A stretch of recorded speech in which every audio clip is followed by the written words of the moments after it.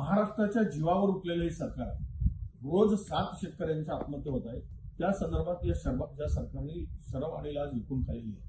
त्यांना ना कर्जमाफी मिळते, ना पीक विमा मिळतोय, ना संकटात सापडलेल्या शेतकऱ्याला मदत मिळते. आता शेतकरी आत्महत्या कमी झाल्या की काय म्हणून काल जलजीवन मिशनच्या हर्षल पाटील नावाच्या कंत्राटदाराने 1.5 कोटी रुपयाचं बिल मिळत नाही, कर्जबाजारी झालेला आहे, 1.5 वर्षापासून बिल मिळत नाही म्हणून स्वतःचं जीवन संपवून टाकलं आणि जगाचा निरोप घेतला. आता शेतकऱ्यानंतर कंत्राटदार आत्महत्या करणार आणि आत्महत्येचा हा नवीन एक सुरू झाल्याचं आपल्याला या महाराष्ट्रातून बघायला दिसणार.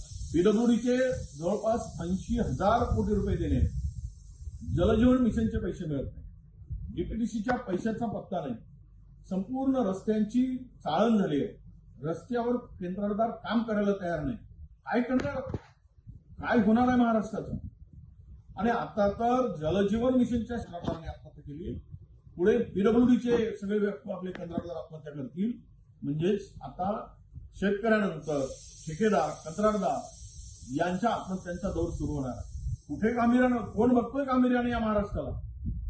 कंगाल करून ठेवलाय, भिकारी करून ठेवलाय. काल कोकाटे म्हणाले आता हेच खरं आहे की यांनी सत्तेच्या हव्यासापोटी महाराष्ट्राला विकून खाल्लंय आणि महाराष्ट्राला कंगाल करून सोडलाय.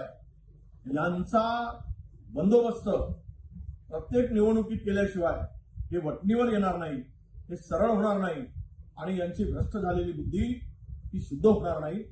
हा विचार आता महाराष्ट्रातील जनतेने करावा, अशीच आता विनंती करायची पाळी आमच्यावर आली.